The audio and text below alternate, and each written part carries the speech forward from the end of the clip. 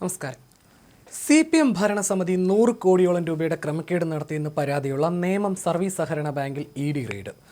CPMനെ വെട്ടിലാക്കിയാണ് ബാങ്കിൽ ED എത്തിയിരിക്കുന്നത്. പ്രദേശത്ത് നാളുകളായി നിക്ഷേപ കൂട്ടായ്മ വ്യാപകമായ പ്രതിഷേധം നടത്തിവരികയായിരുന്നു. ക്രമക്കേടിന്റെ പശ്ചാത്തലത്തിൽ CPM ഏരിയ കമ്മിറ്റി അംഗമായിരുന്ന പ്രദീപ് കുമാർ അടക്കമുള്ളവർ അറസ്റ്റിലായിരുന്നു. നേമം സർവീസ് സഹകരണ ബാങ്കിലെ ക്രമക്കേടിനെക്കുറിച്ച് സഹകരണ വകുപ്പ് നടത്തിയ അന്വേഷണത്തിന്റെ അന്തിമ റിപ്പോർട്ടിൽ വൻ സാമ്പത്തിക തിരിമറികളും അഴിമതികളും അക്കമിട്ട് നിരത്തുന്നുണ്ട്. ഈ സാഹചര്യത്തിലാണ് ED അന്വേഷണം.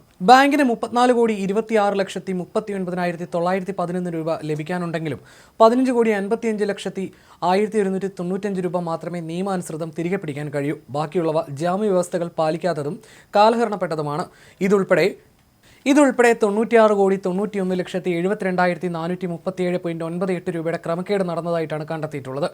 34.26 കോടി രൂപ ലോൺ നൽകിയ വകയിൽ തിരിച്ചടവ് കിട്ടാനുണ്ടെങ്കിലും 15.55 കോടി രൂപയ്ക്ക് മാത്രമേ ബാങ്കിൽ ഈടായി രേഖയുള്ളൂവെന്ന് സർക്കാർ നിയോഗിച്ച സമിതി കണ്ടെത്തിയിരുന്നു. പ്രതിമാസ നിക്ഷേപ പദ്ധതിയിൽ ആകെ കിട്ടാനുള്ളത് 10.73 കോടി രൂപയാണ്. ഇതിൽ 4.83 കോടി രൂപയ്ക്ക് മാത്രമേ രേഖകളുള്ളൂ. മുൻ സെക്രട്ടറിമാരായ S. ബാലചന്ദ്രൻ നായർ 20.76 കോടി രൂപയുടെയും AR രാജേന്ദ്രകുമാർ 31.63 കോടി രൂപയുടെയും SS സന്ധ്യ 10.41 കോടി രൂപയുടെ ക്രമക്കേടുകൾ നടത്തിയെന്നായിരുന്നു കണ്ടെത്തൽ. കഴിഞ്ഞ 10 വർഷത്തെ ഭരണസമിതി അംഗങ്ങൾ ഓരോരുത്തരും നഷ്ടം വരുത്തിയ കണക്കുകളും പുറത്തു വന്നിരുന്നു. നിക്ഷേപങ്ങൾ സ്വീകരിച്ചതും ചട്ടം പാലിക്കാതെയാണ്. ബാങ്ക് നൽകുന്ന സ്ഥിര നിക്ഷേപ രസീതുകൾ രജിസ്റ്ററിൽ എഴുതി സൂക്ഷിച്ചിട്ടില്ല. വ്യാജ സ്ഥിര നിക്ഷേപ സർട്ടിഫിക്കറ്റ് നൽകിയതിനെക്കുറിച്ചും റിപ്പോർട്ടിൽ പരാമർശമുണ്ട്. ഈ സാഹചര്യത്തിൽ ED നടത്തുന്ന റെയ്ഡ് നിർണായകമാണ്. CPM നേതാക്കളെ ED അറസ്റ്റ് ചെയ്യാൻ സാധ്യതയേറെയാണ്. പല ഭരണസമിതി അംഗങ്ങളും 3 കോടിയോളം രൂപ ബാങ്കിന് നഷ്ടമുണ്ടാക്കിയിരുന്നു. നിക്ഷേപം അമിതമായി ലഭിക്കാൻ സ്ഥിര നിക്ഷേപത്തിന് അധിക പലിശ നൽകുകയും വേണ്ടപ്പെട്ടവർക്ക് രേഖകളില്ലാതെ വായ്പ അനുവദിക്കുകയും ചെയ്തതാണ് വലിയ ബാധ്യതയുണ്ടാക്കിയത്.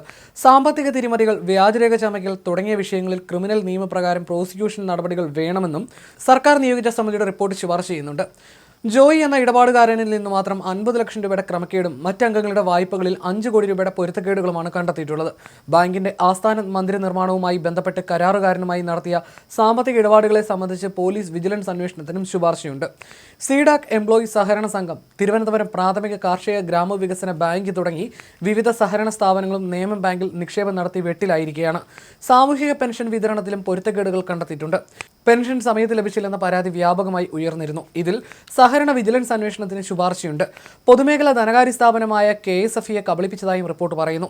ബാങ്കിന് കോടികളുടെ നഷ്ടമുണ്ടാക്കുകയും നിക്ഷേപകർക്ക് പണം മടക്കി നൽകാൻ കഴിയാത്ത സാഹചര്യം സൃഷ്ടിക്കുകയും ചെയ്ത ഭരണസമിതി അംഗങ്ങളിൽ നിന്നും മുൻ സെക്രട്ടറിമാരിൽ നിന്നും പണം പലിശ സഹിതം തിരിച്ചുപിടിക്കാൻ വ്യക്തമായ തുകകൾ നിശ്ചയിച്ച് സഹകരണ വകുപ്പ് പട്ടിക തയ്യാറാക്കിയിട്ടുണ്ട്. ബാങ്കിന് നിലവിൽ ലഭിക്കാനുള്ള 34,11,73,252.51 രൂപ ഭരണസമിതി അംഗങ്ങളായ 23 പേരിൽ നിന്ന് തിരിച്ചുപിടിക്കാൻ റിപ്പോർട്ട് ശുപാർശ ചെയ്യുന്നു.